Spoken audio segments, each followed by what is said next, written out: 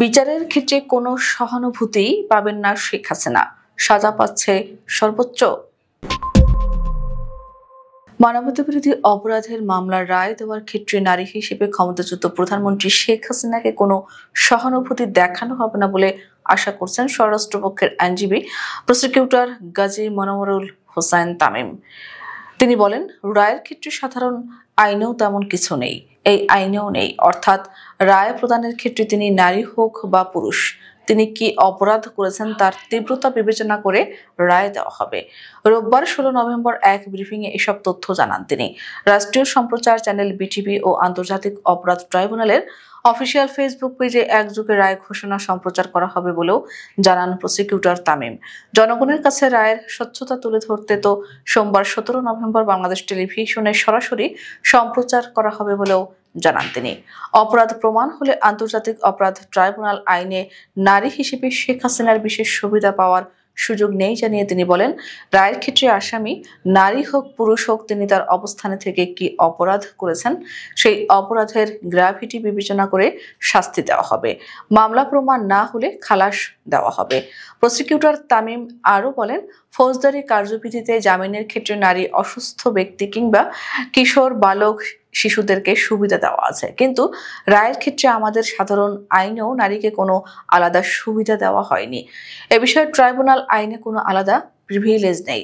প্রসঙ্গত, মানবতাবিরোধী অপরাধের মামলায় ফ্যাসিস্ট প্রধানমন্ত্রী শেখ হাসিনা ও সাবেক স্বরাষ্ট্রমন্ত্রী আসাদুজ্জামান খান কামালের সর্বোচ্চ সাজার প্রত্যাশা করছেন আন্তর্জাতিক অপরাধ ট্রাইব্যুনালের chief prosecutor Mohammad Tajul Islam. Chief prosecutor বলেন, দীর্ঘ পরিক্রমার পর মামলাটির রায়ের জন্য প্রস্তুত হয়েছে। সহকর্মীরা অনেক পরিশ্রম করেছেন। বিচার প্রক্রিয়ার সহযোগিতা করার জন্য সংশ্লিষ্ট সবার প্রতি গভীর কৃতজ্ঞতা, শ্রদ্ধা ও ভালোবাসা জানাচ্ছি। তিনি বলেন, আমরা অঙ্গীকার করেছি বাংলাদেশে অপরাধী যত শক্তিশালী হোক না কেন তাদেরকে সঠিক পন্থায় আইনের আওতায় আনব। আইন অনুযায়ী তাদের প্রাপ্য বুঝিয়ে দেওয়া হবে। এই মামলা রায়ের জন্য চূড়ান্ত পর্বে উপনীত হয়েছে। আশা করছি আগামী 17 নভেম্বর আদালত তার সুবিবেচনায় প্রজ্ঞার প্রয়োগ করবেন। তাজুল ইসলাম বলেন, জাতির বিচারের প্রতি যে আকাঙ্ক্ষা ও তৃষ্ণা, সেটির প্রতি আদালত সুবিচার করবেন বলে আশা রাখি। একটি সঠিক রায়ের মাধ্যমে বাংলাদেশে সংগঠিত একটি মানবতা বিরোধী অপরাধের অবসান ঘটাবেন। শেখ হাসিনার সর্বোচ্চ সাজা প্রত্যাশা করছে। ভবিষ্যতের জন্য রায়টি দৃষ্টান্ত হয়ে থাকবে।